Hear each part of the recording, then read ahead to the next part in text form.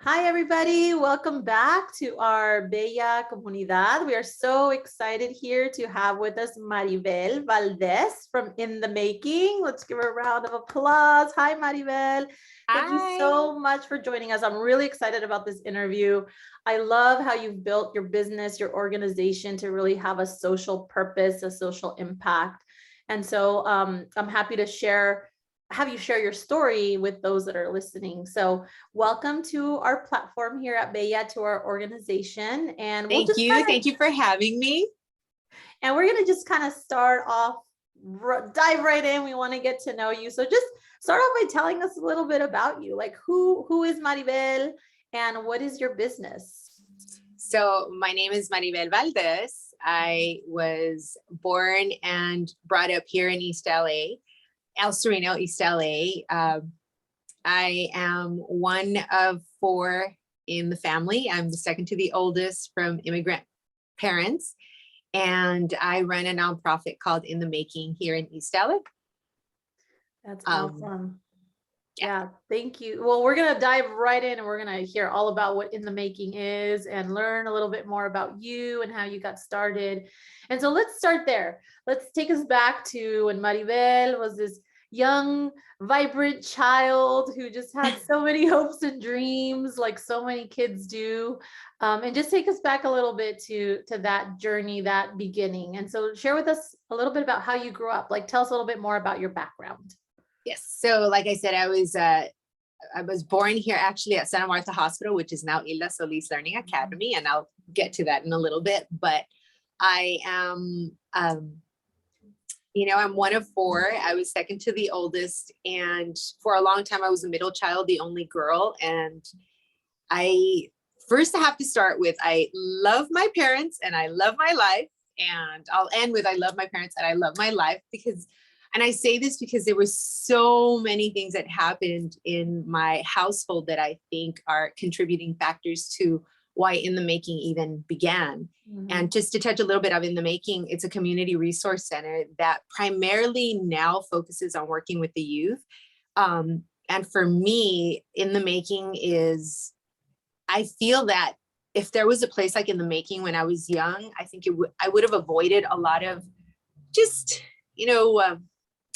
a lot of trips and falls that I feel I could have, I guess I could say I could have done without, but if it wasn't for those, I wouldn't be who I am now. Mm-hmm. So it's this juggling thing where it's like, well, I wish I wouldn't have gone through that. But yet again, if it wasn't for that, I wouldn't be who I am. And just some of the things that I'm talking about, like being brought up in a house where both my parents were immigrants. My dad was from Mexico City. My mom is from Mexico City. My mom is from Zacatecas.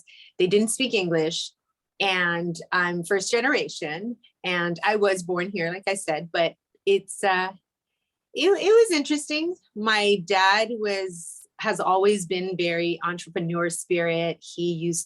We used to sell ice cream. We had an ice cream truck. We would sell fruit.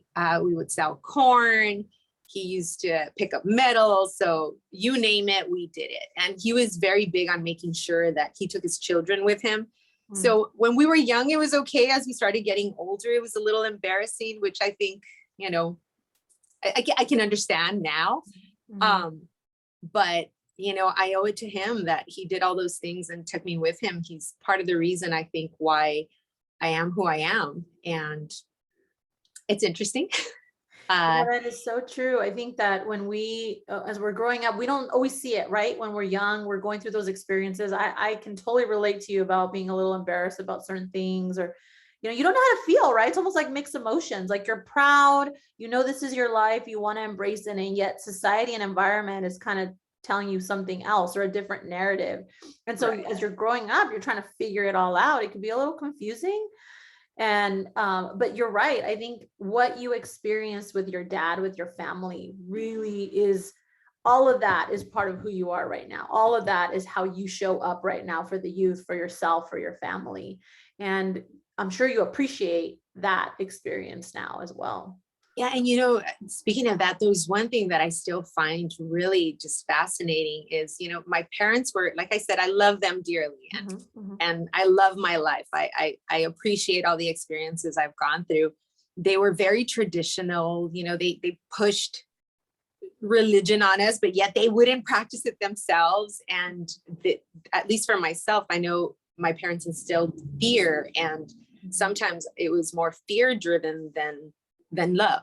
mhm, And that's one thing that just surprises me, that I noticed that like tradition, or culture, I wouldn't, I don't know how to explain it. I find that some of the youth I work with are having the same exact type of upbringing. And I'm 43, that I'm like, how is this still happening? That here I am, you know, decades later, but yet the cycle is still happening with these young kids that I work with. So I find that really interesting, to just know that there's certain things that just don't seem to change exactly. mhm. So I hope that, you know, that's something that in the making could eventually open up to parents, and you know, provide more guidance, not just for the youth, but for the parents. Because I know that my parents regret a lot of things that they did. And I know, looking back now, that it's what they knew. That's Mhm. what they thought they had to do. And, you know, it'd be nice if there was a way to try to like be preventative. Mhm. Um, so yeah. Yeah, I think all those experiences, you're right. I think the way that they grew up, right? And in speaking about our parents that immigrated from a different country, it's they know what they know, right? So coming to a different place and trying to experience different things, they had to process that however they could. And so kind of being born in this country and experiencing what we've experienced, it's trying to also almost like they had to also find their identity in this space, Exactly. like physically. And we grew up trying to I get our identity too, because as you're growing up, that's part of just adolescence, right? And growing up. And so I think Exactly. it's really important when you talk about how you open up that communication, and also just being okay with not agreeing with, I'm sure that, you might not agree with some of the things your parents still say or do as I do, as the kids that you work with or the youth that you work with do, right? So I think sometimes those things don't change. And so we Yeah. always have to like agree to kind of just see things differently. And that's just part of can you continue to grow and learn how to communicate with each other and how to bring those cultural pieces that are important in those traditions into our work and into how we show up. And to your point, I see a lot of work ethic, right? The work ethic you learn, Yes. I'm sure Yes. you bring all of that and you teach that, whether it's something you consciously or unconsciously realize, you're teaching that to those that you're working with now and that you're supporting. So, Yeah, so I think it's just definitely recognizing where you want to break the chain. I know for myself, I have a daughter who is now 21. I got pregnant at 20, had her at 21. And I definitely broke the chain with all the things that I wanted for my parents. I made sure I did for her. And, you know, she's turned out okay. And we have a great relationship. And I'm still working on my relationship with my mom. So, yeah, yeah, I agree. definitely. It's a journey, as we say, right? It's not something that happens overnight or changes overnight, or there's always something that we can work on. So I Yeah. appreciate you And it's sharing that. improving. The fact that I see improvement to me means a lot, you know. Yes. It's That's been key. years, but it's improving. Yeah, exactly.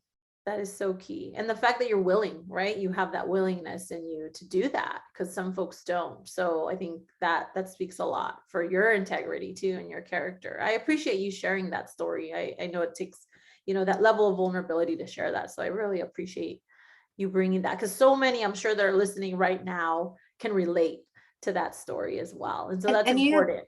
that's why I want to share, because I know that I feel like my life is not that different. Like I said, when I work with our youth and some of the kids are going through things that I went through, you know, 20 years ago, I'm like, how is that possible? Mhm. Um, and I share it because, you know, it's like you said, just if you can find a way to take someone's story and learn from it rather than having to go through it yourself, then please, by all means, take my experience and learn from it. And one of the things, just in case anyone is listening, is I think learning to be forgiving, and Mm. just knowing that your parents did the best that they could, and just being okay with that. And, you know, I'm still working on my relationship with my mom. And like I said, it's slowly but surely it is getting better. So acknowledging the little accomplishments, the little ones, even, you know, that makes a difference. Yes, totally. I so agree with that. And so I think that as you're sharing that, it's kind of, I'm seeing also parallels again of like just the purpose of in the making, right? So it's like how this came to be. And a lot of what you're saying, like you experience, you bring that into how you interact with the youth. The fact that there's even youth or young adults as part of your organization, as part of your enterprise. And so tell me a little bit more. So what is in the making? What do you do? How do the young adults and youth support your work? And how did you even kind of get started with the, like really start to make the concept tangible? So it's one thing to kind of have the thought like, oh, you know, I'm going to create this business or this organization to do this, but you actualized it, right? You're doing it and you've been doing it. And so how did you kind of get started? So we've been around for 7 years now, but the idea has been around for at least 2 decades. Actually, before my daughter was born, I remember being a young adult, you know, I had just gotten out of high school and I was exposed to some information and some documentaries, and I started learning more about like the government and the financial system and the pharmaceuticals. And I just remember being so scared and disappointed, thinking I am never having any kids. And then there I go and I get pregnant. And when I would have to say that was really like the kick to feeling like I have to do something. I can't just bring a child into this world and I have to do something. I didn't know what. I just knew that there was something I wanted to do. So I would say that it's always been a little in me, but definitely becoming a mother is what like pushed me to really want to do something. And I would say, it was becoming a mom. And then my brother also became a young parent. He started having kids at a really young age. And by the time he was 22, he already had 3 kids. So when I had my daughter, his mother's children actually was having a lot of mental issues, and she decided to separate from him and the children. And it was really hard to have him be a single parent. So his kids bounced around a little bit. They were with my dad, and then they weren't with my mom. And by this point, my parents had separated. And then at some point they came with me. And I would say that when they came with me is really when I actually started taking action in really like, I want to make a nonprofit and trying to put it together, having absolutely no experience. It was just all my own personal experience trying to put together events where I can have parents come together with their kids and other single parents. And it was a lot of my friends who were also single parents that were supporting me. And it's interesting enough, one of my friends who was one of my big supporters back then, who was also single parent, had 2 kids that were really similar in age to some of my nephews. She recently passed away, and I'll explain a little bit why I find that so interesting. But anyway, so that happened probably over a decade ago. And back then it was called Best Friends, Mommy, Daddy, and Me. And it was just events where we would go on bike rides, and I would fundraise by collecting clothing, going to the swap meet, selling it. And with those funds is how I would come up with just funds to buy food for us, or if I needed to rent bicycles so that people that would join us, if they didn't have a bicycle, I would provide one for them.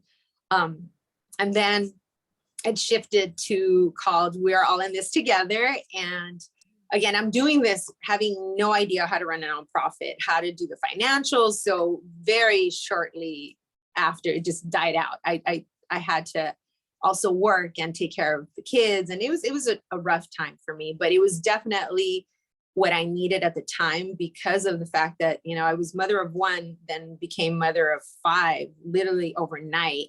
And I've always been the kind of person to just want to help. So it wasn't just my brother's kids. Then my niece had a friend who was being neglected by her dad, and he was a single dad. So then she kind of just started staying with us, and she stayed with us for months at a time, just all the time, slept over. And sorry, it's a little loud.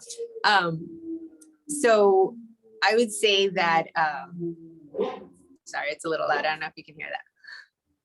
But anyway, so going back to this. So I feel that it was that experience with my brother's kids that really launched the passion and the desire to want to do something. And after In the Making died out, just because I didn't have the funds or the time to continue it, I kind of put it in the back burner, and I decided that I needed to go work for a nonprofit to actually learn and figure out what it is that I'm trying to do. So at that time, I started volunteering at the Downtown Women's Center. It's in downtown LA. They work with the homeless population, women specifically in Skid Row. And I volunteered there for a year before I applied, and I got hired in the boutique. And once I started working at the boutique, it helped me really put together all my dreams that I was thinking about and how I wanted to come about to create my own nonprofit. Excuse me. And I would say that, sorry, I would say that it was, that was really the time that it just made it a lot easier for me to understand what it takes to start it. And, you know, here at that point, I was dating my boyfriend, and he had been hearing about all my ideas already for a few years, but it was just him one day, you know, sitting with me and saying, well, let's do the numbers. And, you know, we sat down, and he's like, I think we can make this happen. So he's my biggest supporter. He was my financial backing. And we started collecting clothing, and we still have the same concept of collecting clothing and figuring out what to do with the clothes to make the funds to be able to create the programs and have the space to be able to provide, because we're in the boutique right now. So it's all through the donations. It's our fuel. Hopefully that explains it. I feel like I'm a little bit all over the place. Yeah, no. I think that definitely explains the boutique and how it kind of got started, which is again something I think folks can resonates with folks, and they can really they have that similar experience, right? Because it starts with a vision that you have based on sometimes a prior experience or something like a dream that you want to fulfill, and it's evolved, right? Even I see like how you mentioned the kind of the root purpose is the same, and yet there's been this evolving of you growing it really and being where you are today. Can you speak a little bit more, share more about how the young adults or the youth are like involved in the organization? So just In the Making, the best way to describe us is a community resource center. So we collect donations and we share it with other agencies, churches, schools, individuals. And I would say about 3 years ago, we got involved with the Youth at Work program. And what we do is we work with them. So they send us youth, and we provide 120 hours of a paid internship. So while they're with us, we work with them with working in the boutique. So they learn customer service, we also give mentoring, we provide guidance. Part of what they do, or what I have them do, is the first 3 to 4 hours, I have them read a book called The 4 Agreements. I'm not sure if you've ever read the book, but I read that. You've heard of it. It's an amazing book. I highly recommend it. I read it almost 2 decades ago, and I have to say that it changed my life. And that's part of the reason why I like to have them read it. Because when I read it, I thought, oh my God, this is something I should have read even sooner. And basically the 4 agreements is: be impeccable with your word, don't take things personal, don't assume, and always do your best. And I let them know, look, when you get a job, you have a manual, just read the book. And that's what we implement here. And so far, every single person that has read the book has something positive to say about it. And so I feel like that because it speaks a lot on mental health. So I feel that if we can incorporate mental health with also training for employment, I mean, that's key. If you don't have a good state of mind, it's hard to maintain any job. So I try to incorporate a little bit of both. And yes, it's a real job here, but I let them know, like, I'm going to share things with you that most supervisors won't. They're not going to take the time to train you or to talk to you about these things. They're just going to let you go because it's easier to just find somebody else than to work on you and make sure that you're a better fit for them. So I tell them, your success is our success. So it's important to me that when they leave with a stronger head on their shoulders, with some experience, feeling more comfortable to talk to just people. Some of them are so shy that that's why it's great to put them to work in the boutique, because I let them know, look, this is a perfect reason for you to approach someone and just talk to them. Just say hello. Because some of them are so shy that even saying hello, you can see them blushing. And I remember when I was young, I remember looking at adults thinking they're so intimidating. So that's how we work with youth here. And we meet once a month with a program that we created called Leaders in the Making. It was actually facilitated. It's being facilitated by one of our young adults that we work with as well. And it's once a month, and we talk on different topics. It's mostly geared towards mental health, but it's not just that. Like, they'll have sessions where they'll work on resumes, or like the one coming up in January, they're going to do interview mocks. So that's going to be fun too, just to give them experiences that will help them in the future. That is so incredible. I think, I want to invite you too to think about, let's like reterm the phrase nonprofit to, because when we say nonprofit, like there's no profit, right? And profit, we tend to think like corporate business, money, exactly, probably, but you're like for community, you're for impact. Like, I just feel like let's turn it into a positive statement around what you're doing, because it's so meaningful. And I'm 100% agree with you around, how we even go, like even in school, right? Like when we go to get a degree, or we go through a certificate program, whatever it might be, it's very content heavy. It's like, learn the material, read it, and then, you take a test, you do a paper, you're kind of done and out the door.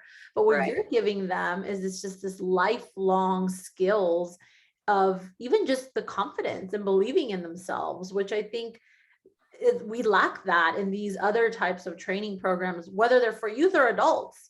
We don't see that component. And I feel like what you bring has just so much rich, colorful value that just adds to, what they already bring to the table. Because a lot of times it's just bringing that out in them, right? They have the talent, they have the abilities, they have the skills.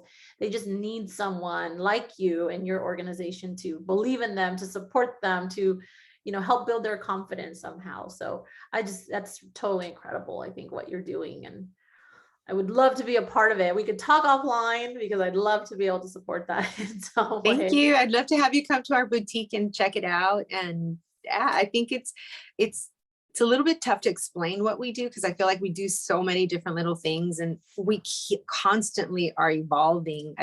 The pandemic has really shifted us, and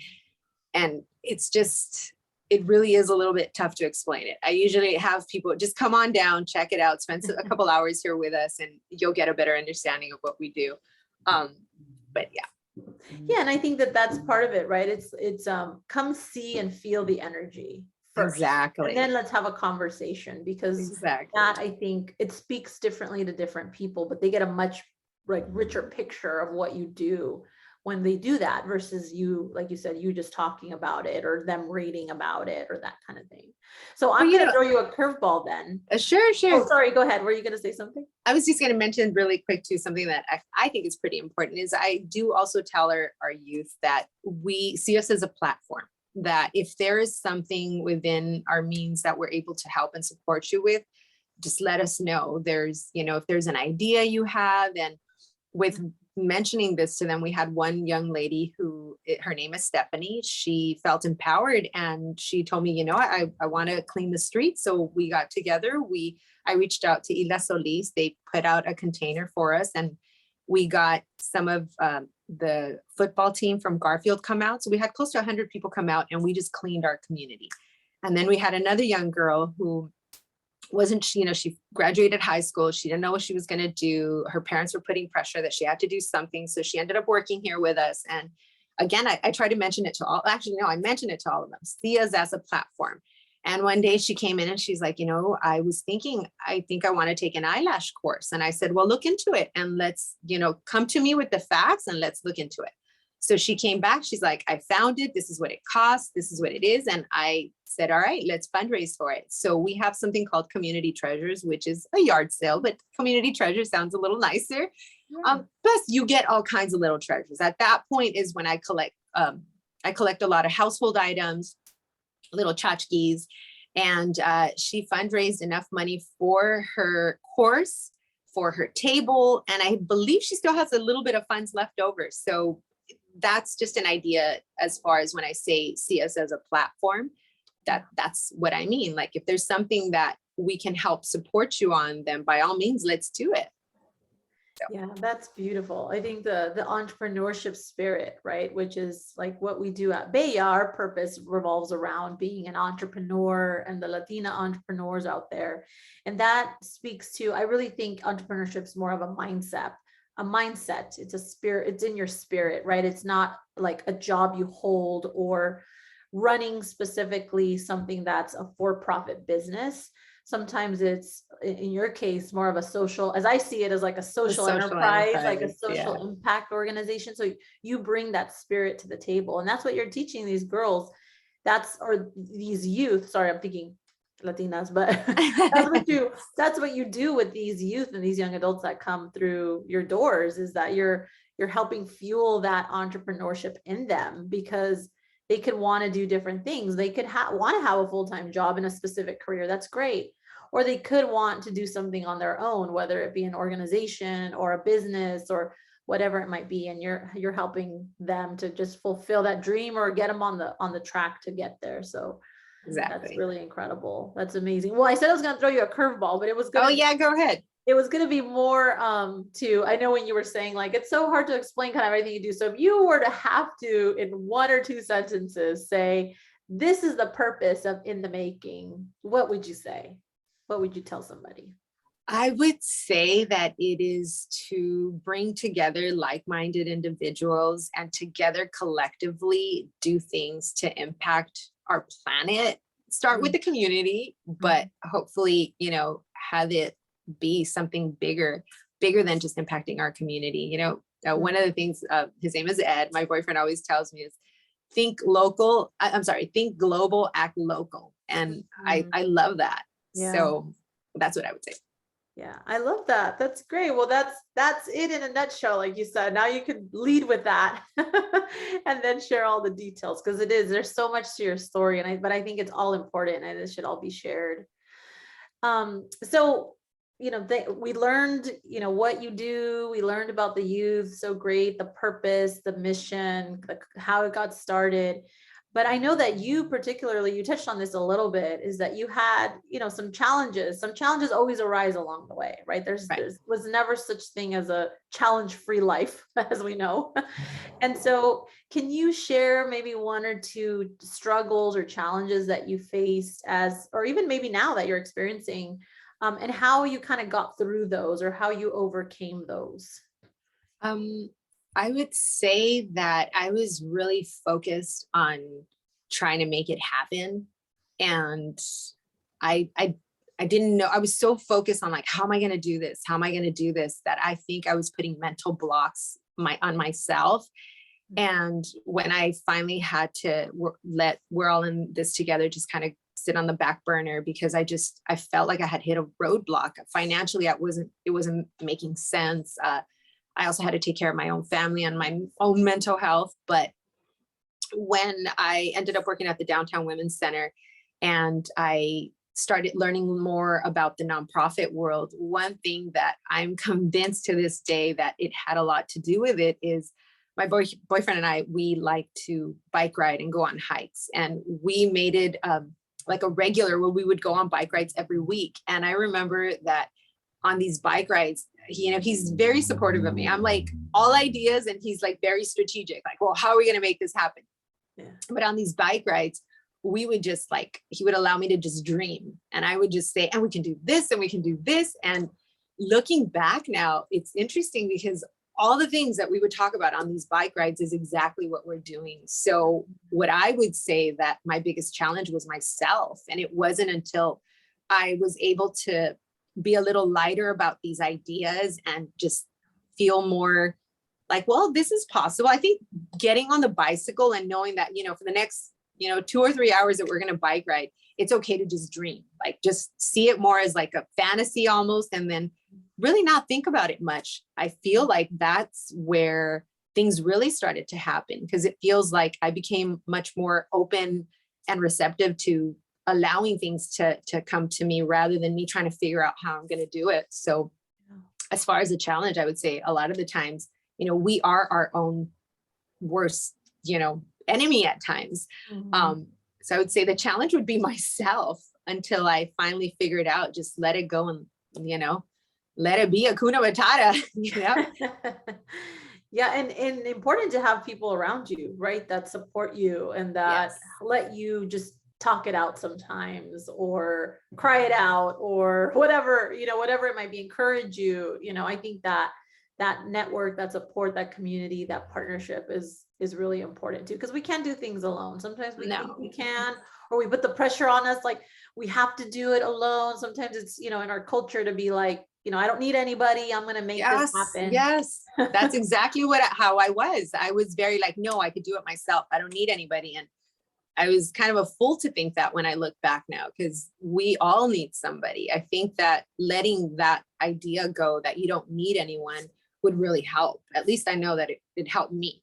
So Yeah. yeah, I agree with you 100%. Yeah, so true. Well, thank you for sharing that. I think again, it's something that that a lot of people carry with them. Is that kind of mental block, all the doubt, all the self-doubt, sometimes self-sabotage, right? We convince ourselves that we're not good enough or that we can't do it as much as we want to. And so we have like this inner struggle, right? And we Right. realize like if we just kind of let go or confided in someone, it could help alleviate some of that. It could help take us to the next level. So thank you for sharing that. And so kind of on that same note, what advice would you give to other Latina rising entrepreneurs that have kind of that spirit of wanting to create something or just starting off in their business or their organization? What advice would you give those? I would say, like you said, find a group of people that support you. Try to share your ideas with people that will only support you, because you can talk to certain people and they're just so negative about anything you want to do. So really, also one thing is I like to meditate. I one thing that I did start doing too is when it came to in the making, I made it my happy place. So I would only think about in the making when I was in a good mood. And as soon as I would start thinking of ideas, and if the ideas started getting too big to where I would start thinking like, oh my gosh, how am I going to do this? I would just like stop and like, okay, I think I've thought enough about this. Let me just let it go. And I just really think that have a lot of fun with what you want to do. See it as like something exciting and new.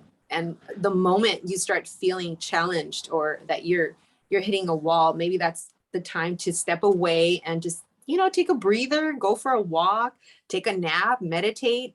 Don't, I have found for myself that when you're more relaxed about what you want to do, it's more likely to kind of like almost unfold for you. It's like sometimes I feel like we're so focused on trying to do it this way that we're not open to the possibilities of other things. And when you can take a step back and come look at it with fresh eyes, then you'll see like, oh wait, maybe it doesn't have to be this way. Maybe I can do it this way or this way. And all of a sudden you have three options of what direction it takes. So I would really say find people that support you. Try not to get too caught up with how you're going to do it. You want to ask how, but you want to allow the space for the answer to come too. So make sure that you're in two different states of mind, and the state of mind of like, how am I going to do this? But then separate and okay, this is how it's going to happen, Yes. So that would be my advice. That's awesome. Yeah, the creative allow the creative space to kind of like take over, right? And sometimes sitting in silence, like we feel like we always have to be busy. We always have to, or we always are, for whatever I was reason, gonna say pulled in this direction, that it's like that pause, like you said, to meditate or breathe or take a walk. It does so much good. It allows for clarity. It allows for our creativity to kind of just openly, no barriers, and that's really helpful. That's really helpful. And meditating isn't something we were taught. So I know for a lot of people, even now, it's still like meditating. What is that? And I would say, go onto YouTube, check out a couple videos and really, try to take the time to stop and go inward, because all the answers are within us. It's just a matter of us, putting ourselves in that state of mind where we feel comfortable enough to know like, okay, that's my intuition telling me that maybe this is the time to move. So I love that. I'm a little bit spiritual, as you can tell. No, that's all relevant. It's important. Thank you for sharing Well, I that. mean, all of this used to be just a dream. I mean, I'm looking at even just the background. I used to dream of this. So to see it now, it's very surreal, but Yeah. it's awesome. And I know that others can do it too. So And celebrate that, right? I think yeah. always on the go is again something that I think is just, what we do possibly, but taking it, when you take that breath, is like take it all in and appreciate and just celebrate that you got it to where it is right now, and like reveling in that joy, right? I think is also could be a motivation booster or an energy Oh, boost when we need it. huge. That's actually what you want to do. I have found that, the moment I start feeling a little anxious, I really, okay, it's time to take a step back. And the moment when I find those moments where I'm excited and happy, that's where I'm like, okay, I want to milk it. So yeah, it's really important to make sure that, like you said, revel in those exciting, joyous moments. Yeah, definitely. Well, thank you so much for sharing so much about your story and how you got started and your background. I think so. As we close kind of our time together and in our interview or conversation, is there any last kind of words of wisdom you want to leave those that are listening with, or anything that you just want to share that maybe we didn't cover or we didn't get to touch on? Actually the biggest part I wanted to make sure to share was just that, if there's things you want to do, find the people that can support you. I mean, come here and tell me. I love hearing good stories. I love brainstorming with people. I just really think that it's important to find a support group, find people that care and share your dream. And like I said, one of the things we're looking for is like-minded individuals, because that's how we're going to make a difference. Yeah, definitely. Well, thank you so much for sharing your story with us. We want to make sure that all of you that are listening, you follow in the making and you support their story, their journey. I'm sure they're always open, like you said, to partnerships or just coming in and visiting. And so we're going to make sure that on the website, you should see the address, you have the Instagram handle so you can follow them and support them. Thank you. And Yeah. I'm looking forward to just continuing to learn more about your mission and your purpose and visiting the boutique as well soon. So thank you so much, Maribel, for spending your time with us today and sharing your story. And we want to thank everybody that's listening. Make sure you keep living your dreams, like Maribel said, and we are here for you 110%. So make sure that you stay connected with Bella as well. And we'll see you all Yes. next time. Thank you. Thank you so much for having me. It's been a pleasure. Thank you. Thank you, Maribel. Bye, everybody. Bye.